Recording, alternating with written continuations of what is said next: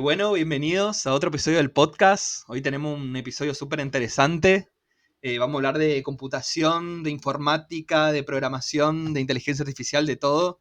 Así que si viene un episodio súper interesante, estoy con Juan Andrés Carruter, licenciado en Sistemas de Información y también doctor en informática. Así que nada, un gusto, Juan, tenerte acá.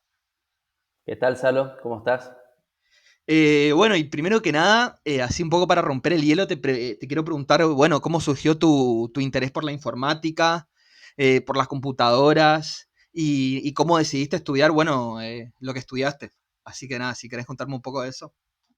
Bueno, me olvidé de saludar al público. Buenas noches a todos, al menos ahora lo estamos grabando de noche. Eh, Mira, yo te diría que toda la trayectoria que seguí para elegir la carrera no fue en absoluto lineal, más bien te diría fue dándose de manera natural, porque yo en un principio realmente es lo más seguro que lo escuches en la mayoría de los que se han metido en carreras de sistemas o de informática, que o les gustaba mucho estar en la compu o juegan muchos jueguitos, entonces decían, bueno, eh, me gusta la compu, ergo estudio informática. Un poco me pasó eso a mí, pero no solo eso fue lo que me sucedió, sino que me, más que nada hice un test de orientación vocacional. A mí ya me gustaba utilizar las computadoras, pero no es que algo que yo decía, bueno, me voy a dedicar a esto el día de mañana. Entonces, un poco me ayudó a tomar la decisión final estos test. Y en definitiva también, además de fijarme en eso, eh, fue un poco también en base a la cantidad de oferta laboral que existía en este sector en particular, como una carrera de años, hace bastante años que tiene su bastante auge y mucha oferta de trabajo, porque realmente, bueno, ahora está como muy popularizada, pero antes tal vez no tanto. Sin embargo, bueno, yo sabía que de alguna forma, si me metía en esta carrera, iba a tener trabajo, y además es algo que me podía llegar a gustar, perdón. Entonces, fue como que al principio no estaba muy convencido y más o menos me gustaba, no me gustaba, y hasta que comencé primero y segundo año, y ahí cuando empecé a empaparme un poco en los conceptos, lo que es la algoritmia, lo que es la lógica, ahí sí ya me empezó no diría enamorar porque suena como muchísimo, pero sí me empezó a dar un gustito, ¿viste? Como ambición de querer aprender más y bueno, en definitiva, poder incursionar de manera más, ¿cómo te puedo decir? De manera más eh, mejor la carrera, ¿no? Sin tanto por ahí al principio, como uno no sabe mucho, como que se esfuerza por estudiar algo, por leer un texto que no entendés la mitad y no te gusta nada y como que te obligás a estudiar, a estudiar. Sin embargo, ya después del segundo año, como te decía, ya me empezó a gustar las temáticas en general, entonces no significó un problema o un escollo muy grande para mí. Claro, como que te da curiosidad todo eso que iba aprendiendo, digamos, y nada, quería seguir haciéndolo más por gusto que por otra cosa, ¿o no? Exacto. Dejó de ser tanto una carga como una mochila de algo que tenías que llevar y cumplir y más, bueno, algo que a uno le gusta hacer, ¿viste? Lo Claro. disfruta. Qué loco sentirse así por algo también. Debe ser una sensación de concentración, de estar muy bueno, ¿no? Sí, de hecho, es que al principio yo te diría que a casi nadie le gusta al principio lo que uno estudia. Es como cuando más te vas empapando en los temas que surgen a lo largo de la carrera, ahí es donde uno le empieza a agarrar más gusto, porque al principio es como que son temas muy introductorios, que temas que para uno es muy ajeno, y entonces uno no lo termina disfrutando mucho. Recién cuando uno empieza agarrando envión y un impulso de ir estudiando y te das cuenta que, bueno, te resulta sencillo o te gusta, eh, a lo que quiero llegar con esto es que probablemente al principio no nos guste a todos lo que estamos estudiando, pero en el transcurso de la carrera yo creo que si es realmente eh, lo que nos interesa o lo que pensamos que nos podría llegar a interesar, al final termina pasando eso. Claro. Y yo creo que también, bueno, a medida que vas estudiando y que va pasando la carrera, hay ciertos temas que te gustan más que otros también. Sin Y duda. ciertos temas, y ciertos temas en los que te metes así más adentro, digamos. Y un poco de eso se trató tu tesis, ¿o no? Sí, mirá, justo en la carrera esta de la licenciatura en Sistema de Información, es una carrera muy amplia y el software en general tiene muchas aristas de dónde estudiarlo. Puedes estudiarlo tanto desde la infraestructura del software, podés estudiarlo más bien desde la programación, también podés estudiar desde el punto de vista de la inteligencia artificial. Hay como muchas vertientes, las cuales confluyen todas en una misma carrera que le ponen de rótulo licenciatura en sistemas, pero son como, te diría, 20, 25 carreras en una sola, porque son temas muy complejos, todos tienen una dimensionalidad muy compleja por sí mismas, sin embargo se dan todos en una misma carrera. Y uno al final sí o sí terminás optando por un camino. Y bien como decís, en el caso de mi tesis doctoral, me imagino que te estarás Sí, refiriendo, la tesis doctoral. sí, en particular se enfoca en lo que es la ingeniería del software. La ingeniería del software es una, digamos, sería el estudio de cómo hacer los sistemas bien, ¿sí? O sea, que tengan calidad. Ahí uno dice, bueno, ¿qué es la calidad y cómo medís la calidad? Y en ese sentido hay estándares internacionales que se definen distintos tipos de calidad, pero en particular en ingeniería de software y en la tesis esta que, que realicé, nos enfocamos en la mantenibilidad del código. Esto quiere decir que el código esté producido, desarrollado de manera tal de que sea entendible o lo más entendible posible, de manera tal que sea más sencillo mantenerlo a lo largo del tiempo. Porque imagínate que los grupos de trabajo tienen en general muchas personas, Grupo de inclusive trabajo de con, software estamos hablando. exacto, en Ok, el desarrollo de software. sí. Son grupos de personas localizados en distintos puntos geográficos inclusive, y estamos hablando de hasta inclusive cuestiones culturales, no hay nada en común. Entonces, vos imaginate que cada uno codifique de la manera que se le ocurre y que cada uno haga lo que quiera. Entonces, lo que termina pasando es que se vuelve muy difícil de mantener el código si no se siguen algunas prácticas en común, de manera tal de que no sea un caos. Imagínate, si son 20 personas tratar de coordinar en un proyecto y cada uno hace lo que quiere, imagínate eso, tal vez al principio pueda salir algo, sin embargo, poder mantener esa solución a lo largo del tiempo es, te diría, imposible. Y es por eso, bueno, que surge toda la cuestión de la ingeniería de software.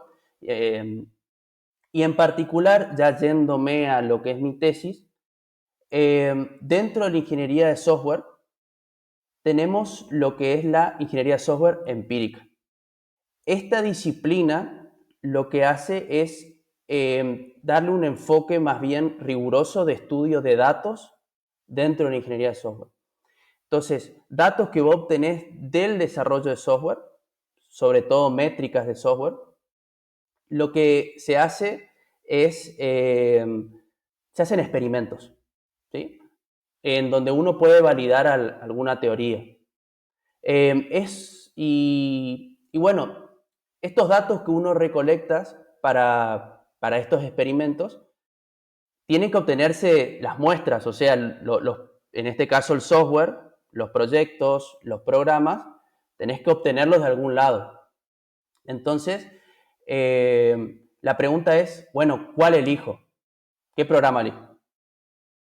Esa era la pregunta que nosotros nos presentamos desde el primer momento.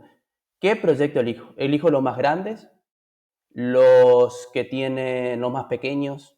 ¿Los de repositorio de proyectos específico, los que tienen cuántos colaboradores, o sea, qué criterios yo debo seguir para conformar una muestra de proyectos, que es la que yo después utilizaré para hacer el experimento. ¿Y por qué es importante saber cómo elijo o qué elijo?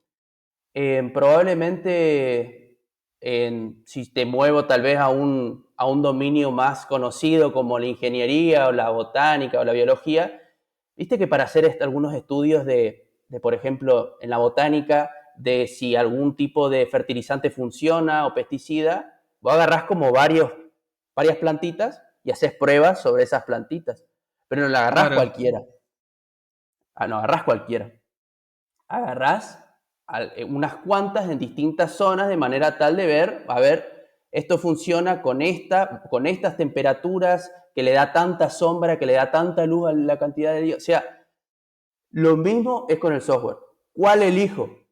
No elijo el primero que tengo encima.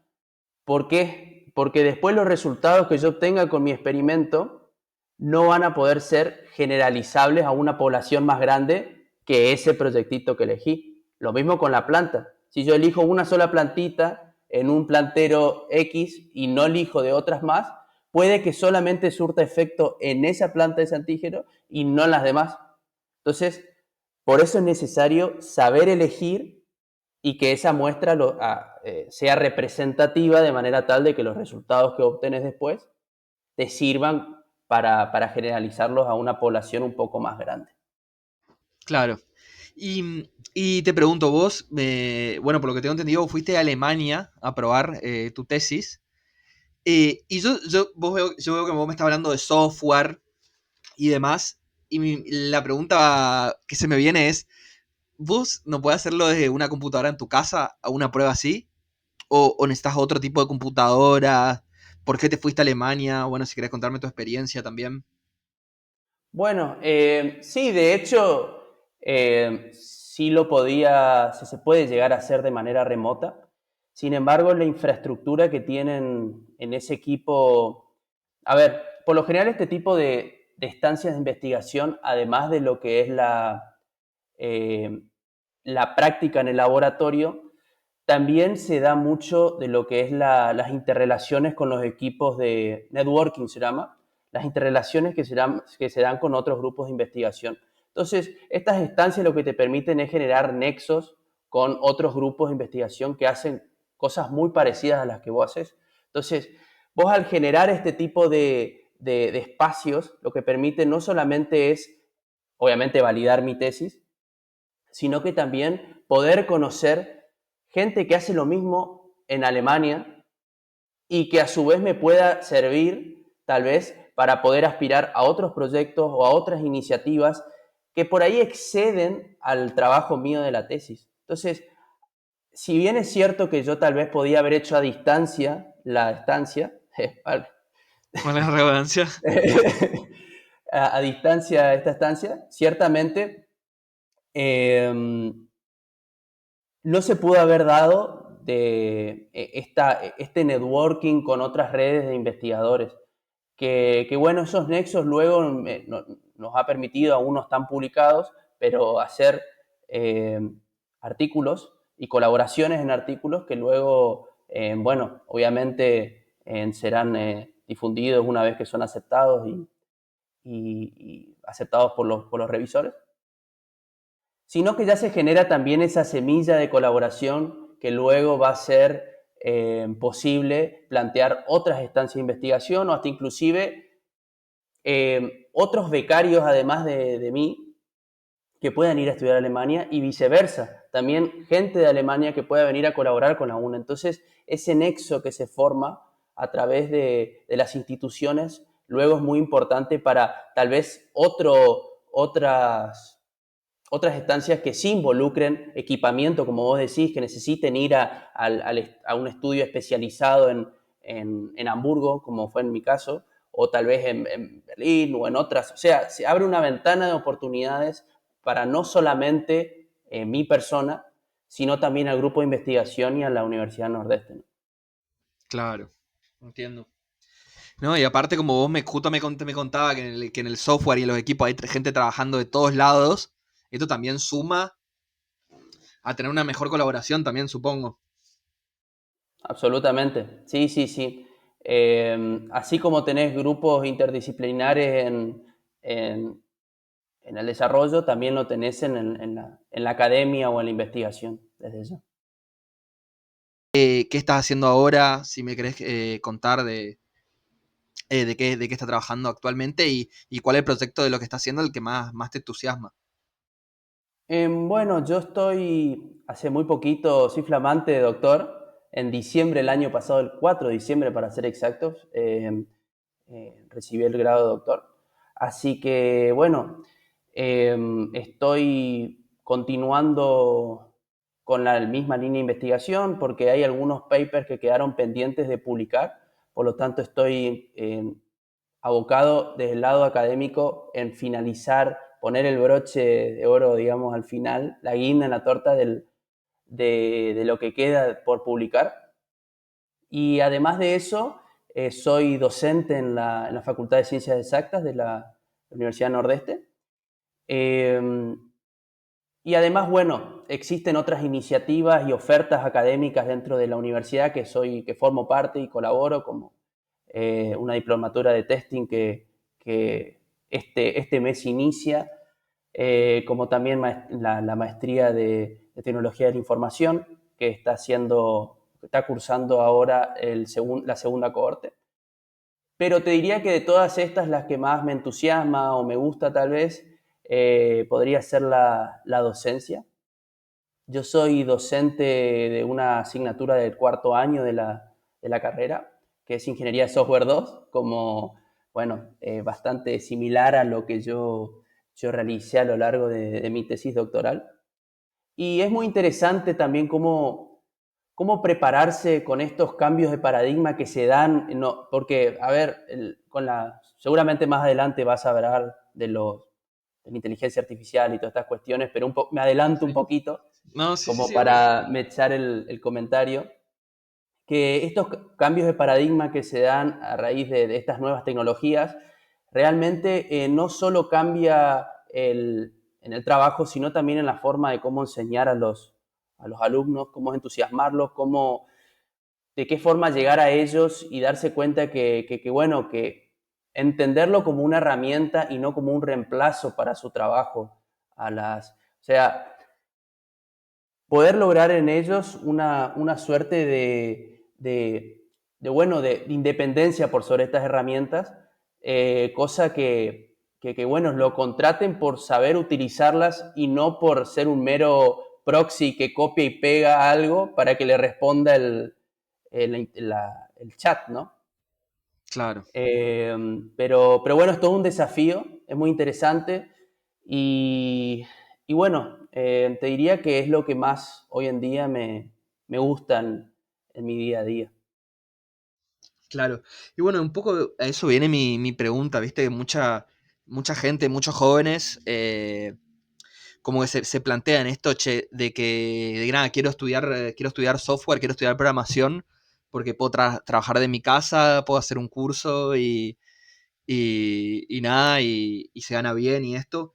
Y te quería preguntar, ¿qué tan cierto es esto? Si se necesita mucho tiempo para aprender a programar. Y bueno, si la inteligencia artificial también ya está robando trabajo lo que se inician en la programación. Bueno, si me querés contar un poco de eso.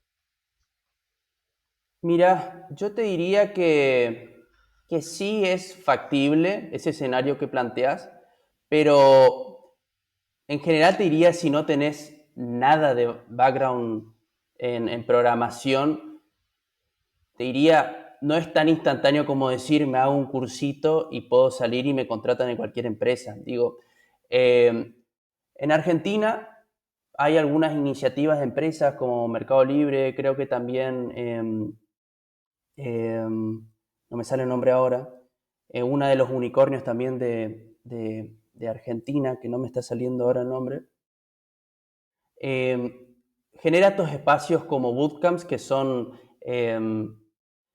como una suerte de campos de entrenamiento para personas que tal vez no tienen no tienen bueno, un background como el que te digo de programación y está aprendiendo y puede llegar a aspirar a entrar en la empresa a través de estos bootcamps. Igual, por lo que he escuchado de experiencias de otros, de alumnos y conocidos, inclusive colegas, es que no siempre son muy sencillos estos bootcamps y en general uno debe tener algún que otro conocimiento, pero sí, siguiendo con lo que me preguntaste en un principio, sí es posible, pero no es un camino fácil de decir, bueno, me hago 1 o 2 cursitos y ya empiezo a trabajar en Mercado Libre dentro de 6 meses, o sea, no, no es Claro. así. Después, por favor, interrumpime porque yo hablo largo y tendido y yo no sé No, no, si... no, no, contame, eh, contame. Después de eso, siguiendo con lo de inteligencia artificial, te diría que como un poquito continuando con lo que te decía en la anterior parte bueno, el rol que uno tiene como docente y estas nuevas tecnologías, cómo enseñarlas, a aplicarlas a los alumnos, que, que lo que pasa para el desarrollo se utiliza muchísimo la inteligencia artificial, para la construcción de código, porque a través del chat, ChatGPT, voy a hacer no es un chivo ni nada, pero es como la plataforma que más utilizan todos, pero Claro, realmente uno puede poner una consulta y te arma un script de código realmente muy rápido y en muy poco tiempo integrable dentro de la base de código y como herramienta aumenta la productividad de los desarrolladores de una manera impresionante. Te lo puedo decir por experiencia propia que realmente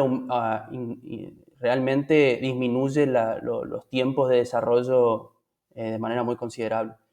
Un trabajo que tal vez a uno le lleva una semana o un pequeño procedimiento que lo desarrolla, como te digo, lo desarrollaba en una semana y media, lo puedes desarrollar en 2 o 3 días, o inclusive menos. Realmente es impresionante, pero también es un arma de doble filo porque si uno no está muy acostumbrado a desarrollar y arrancas a desarrollar con inteligencia artificial, es como que uno se vuelve muy dependiente y te sacan el chat GPT y quedaste en palpa y la vida, digamos. Entonces, claro. la idea es poder que uno sí lo utilice como una herramienta eh, y que te ayude a mejorar por ahí los tiempos de desarrollo, pero no ser dependiente.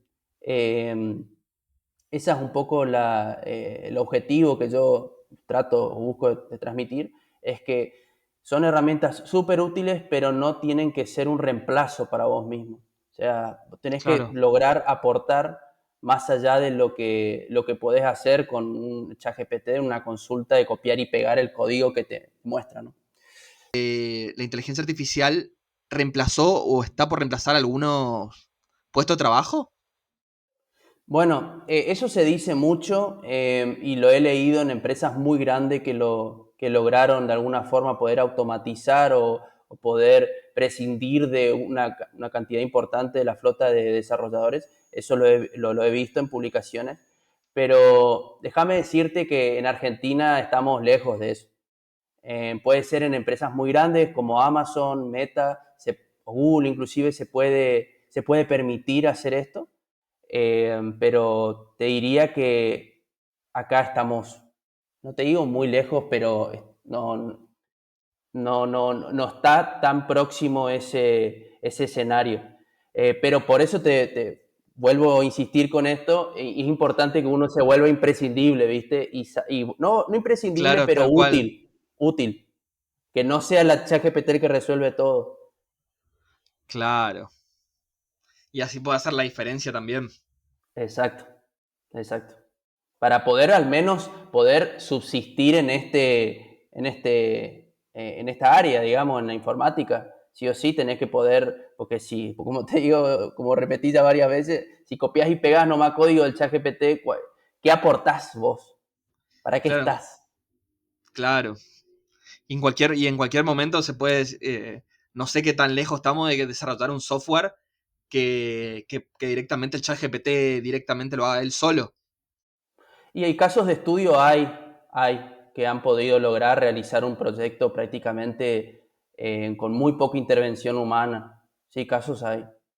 Pero como te digo, son casos de laboratorio, pero también de empresas grandes, también hay trabajos académicos, pero son más bien experimentales, como para decir un desarrollo completo de principio a fin que lo haya hecho en la industria al menos no estoy familiarizado, sí se puede ver en contextos experimentales.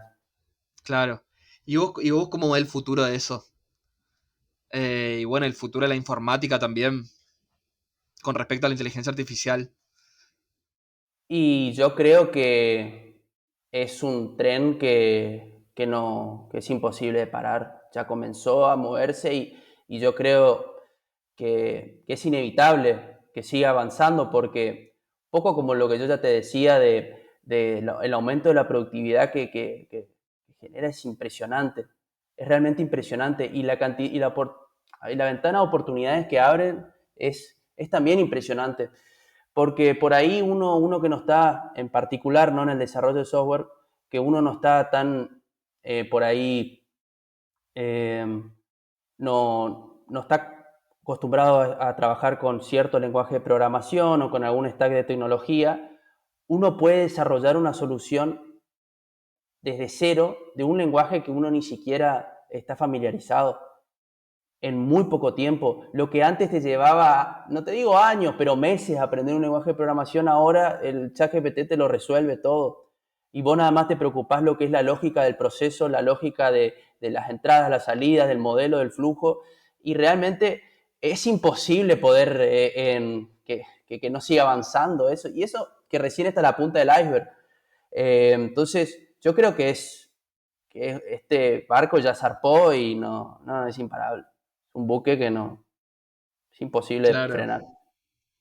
fue tremendo. Y te consulta, ¿hay algún proyecto que, bueno, que te gustaría trabajar o algo que te queda pendiente también en tu carrera? No sé si te interesa algo de la inteligencia artificial o nada, eso, algo que te gustaría hacer. Sí, de hecho estamos trabajando un poco en algunos proyectos dentro del grupo de investigación de inteligencia artificial. Eh, la verdad que se utiliza mucho, bueno, los lenguajes generativos, que es procesamiento del lenguaje natural, y nosotros estamos por trabajar bueno, en un tipo bueno, de modelo para el procesamiento del lenguaje natural, bueno, en particular lo que hace es poder aumentar la contextualización. Me estoy por meter en algo como muy técnico, pero en sí la idea es poder facilitar con información más actualizada el chat GPT. O sea, chat GPT te puede ayudar en muchas tareas, pero no te da contexto, por ejemplo, de legislación argentina o, por ejemplo, no sé, legislación argentina o del país en el cual uno esté. Entonces, lo que te permite este tipo de sistema que vamos a desarrollar, que se llama RAG, es poder utilizar información lo más reciente posible para darle contexto al chat GPT de manera tal de dar una respuesta lo más actualizada posible y que en un contexto específico, porque viste que uno le puede preguntar de cualquier cosa todo y Sí. te va a responder. No es lo suficientemente especializado para que te ayude en algo tan específico como puede ser legislación nacional, ¿viste? O capaz te dé algunos indicios, pero probablemente la mayoría de las cosas estén mal porque las leyes que tienen cargadas son viejas o la info que tiene no Claro, corresponde. Entonces, tratar de refrescarlo con la información más reciente en cierto dominio. Bueno, en eso vamos a empezar a incursionar dentro del grupo de investigación. No puedo dar por ahí muchos detalles en específico en qué dominio, pero sobre eso estamos trabajando en el grupo. fue tremendo. O sea, es como que algo que no tiene, no sé, no tiene límite, la verdad, la inteligencia artificial, así que está buenísimo.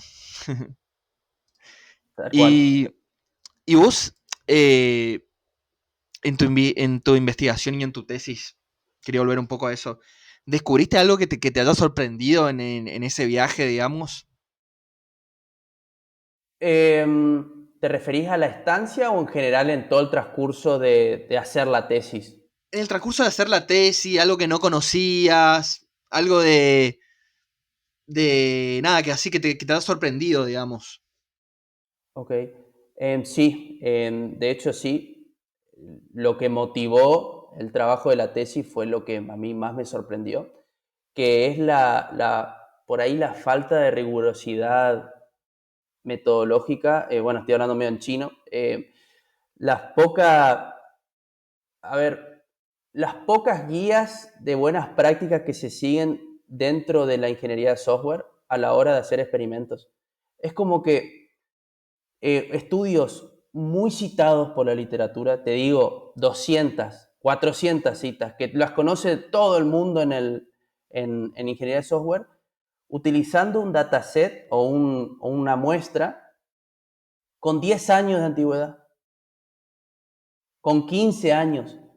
Dataset, te diría hasta descontinuados casi, con software. Y vos imaginate utilizar para hacer un experimento un programa que se hizo hace 15 años. Wow. ¿Qué te puede servir los resultados de eso para un desarrollo actual? Es que no tiene ningún tipo de sentido. Es como que yo agarre y para hacer no sé, querer estudiar cómo se desarrolla software en el 2025 y me fijo en software que se hizo en el 2005. Como, Claro, sí, obviamente sí. el resultado que me va a dar va a ser cualquier cosa. No va a ser, no va a ser, no va a ser lo suficientemente, no va a ser exacto. Va a ser, te va a dar un resultado seguramente, pero no es un hallazgo que realmente sea útil para la comunidad, porque es una muestra que está deprecada, está descontinuada. Entonces, me sorprendió lo prevalente que era la práctica esa, de tener software súper antiguo, que no se actualicen las muestras, que es una práctica, te diría, lo más común que se ve en todas las disciplinas. Porque imagínate si uno hace una encuesta de opinión de hace 15 años y lo utiliza para hoy Claro, y sí, sí, sí, estudias no tiene eso, no sentido. te va a dar, no tiene ningún tipo de sentido. Los resultados que te van a dar van a ser erróneos. Claro. Y así, y hoy en día se está trabajando así, digamos. Bueno, me agrada decir que esto ya está cambiando. Se nota cómo se están siguiendo prácticas. No voy a hacerlo, eh, a ver, no voy a atribuirlo a mi tesis de que la gente empiece a tomar más conciencia sobre esto, pero te diría que sí, se está viendo un cambio de distintos grupos de investigación o trabajos en los cuales ya tienen estos recaudos a la hora de utilizar las muestras en estudios de ingeniería de software, sí. Se está viendo ya un cambio, por suerte. Fua. ¿Y cómo puede, bueno, lo que insiste en tu tesis y esto que me estás contando, cómo puede impactar en la vida y las personas que utilizamos diariamente, bueno, eh, nuestros teléfonos, nuestras computadoras y demás? No sé si se me entiende la Bueno, pregunta. no, sí, sí, te entiendo perfectamente. Mira, yo te digo, esto en general, mi tesis estaba más, a ver, estaba más enfocada, la audiencia eran los grupos de investigación. Entonces, uno por lo general cuando intenta de validar algo, realizar una tesis doctoral, define un alcance y una audiencia a la cual va dirigida específicamente este tipo de solución o este tipo de teoría, lo que sea que uno está intentando llevar a cabo. Y en particular nosotros nos enfocamos en el aspecto metodológico de cómo los grupos de investigación hacen cierta práctica, que en este caso es muestras de proyectos software. Entonces, a la persona común, a vos, al, no sé, al verdulero, a cualquier persona que utilice un teléfono o software, que desde ya todos lo utilizan, eh, no va a ver su vida cambiada por esto, sino que es más bien una problemática que se daba dentro de la academia, o sea, dentro de lo que es la investigación.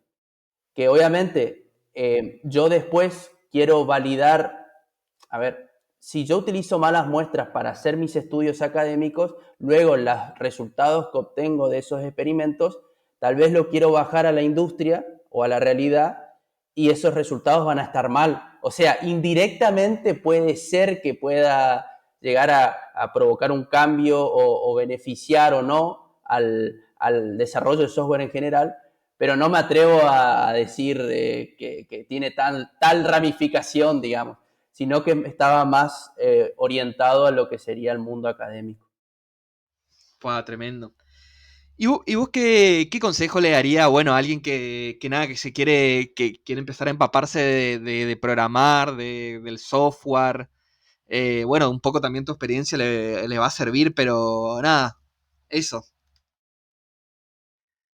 ¿Qué le recomendaría?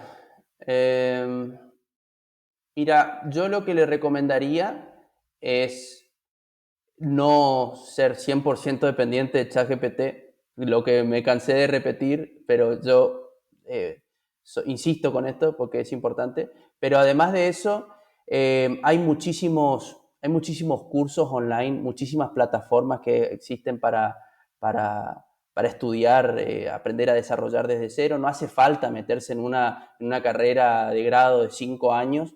Yo sé que 5 años es muchísimo tiempo. Si me preguntás, ¿querés tener un perfil profesional muy robusto? Bueno, hacé la carrera de grado. Pero yo entiendo por ahí que uno, bueno, no puede estar 5 años estudiando o trabaja al mismo tiempo, entonces no se lo puede permitir de hacer estas dos cosas, no logra compaginar estas dos cosas en su vida, lo entiendo. Entonces, para eso te diría que hay un montón de plataformas eh, bueno, para poder aprender a desarrollar, inclusive eh, te diría empresas muy grandes de desarrollo, hasta Google, inclusive difunde muchos de estos cursos.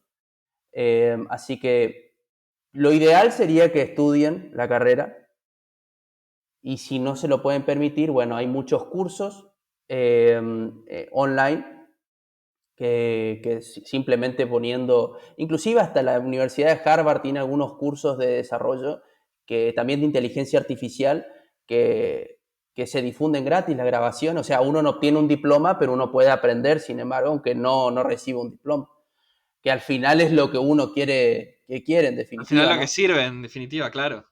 Exacto. Y en YouTube te diría que la cantidad de videos que hay es impresionante. Lo que vos querés aprender lo podés aprender. Está al alcance de tus manos. Eso sí, no tenés un diploma luego, pero es igual, es una forma viable de poder aprender.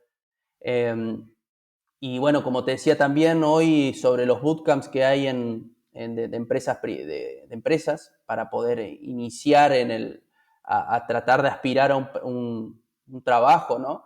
Que por ahí uno requiere un pequeño nivel inicial para poder avanzar en estos bootcamps, pero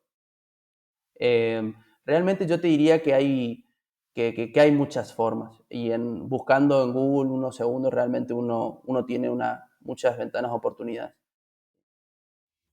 Ahora mismo yo creo que ChatGPT te puede ayudar, ¿no? En el sentido de a buscar y a encontrar esos cursos y aprender. Sí, claro, totalmente. Hay que fijarse nomás que las fechas estén bien o que esté actualizado porque puede En que eso está sea... trabajando vos.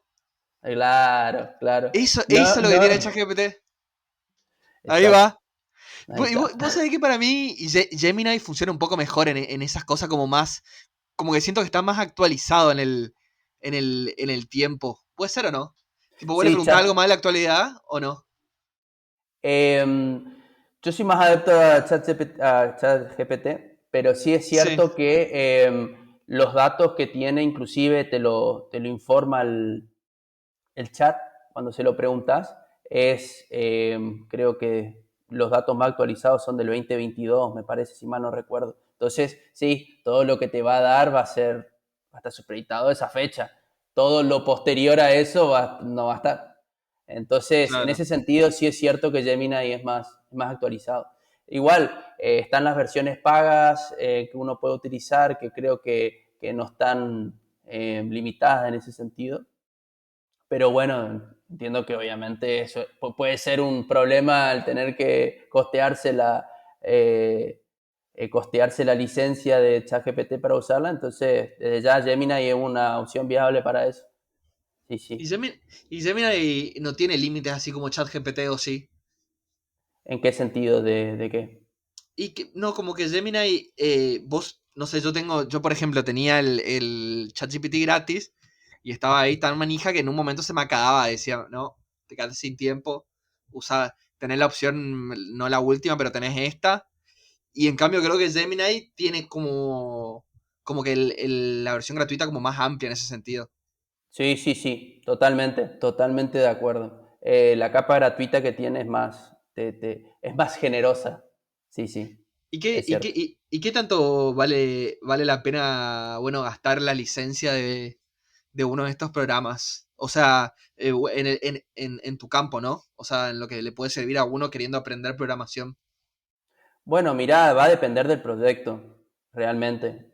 Si uno por el solo hecho de querer aprender, por ahí no tiene mucho sentido pagar la licencia, pero en proyectos específicos sí hace falta porque tal vez uno necesite integrar un modelo de aprendizaje a un proyecto el cual uno está trabajando y sí o sí necesitas pagar para poder acceder a la interfaz que ofrece ChatGPT o Gemini. Gemini ofrece una capa gratuita, pero es muy limitada, más si uno quiere levantar este proyecto a producción, o sea, para uso generalizado.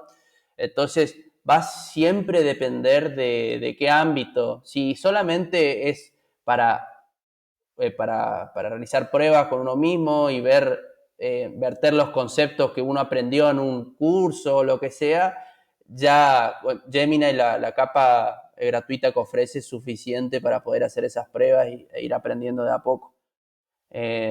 Así que en ese sentido, yo no, obviamente no va a ser la mejor ni la más inteligente, porque creo que la capa gratuita, la más que te permite aspirar es a la Flash 2.5, que no es el modelo más inteligente que tiene Flash 2.5 o 2.0, bueno, no recuerdo eh, cuál te permitía la gratuita, pero, pero sin duda igual te va a servir para ir aprendiendo a integrar estos tipos de servicios en soluciones y demás Claro. yerba. Y vos decís que en esta carrera de la inteligencia artificial, yo lo siento desde fuera, pero no sé si en realidad sí. Yo siento que OpenIA está muchos pasos por delante que el resto de los competidores, o no necesariamente. Sí, sí, sí.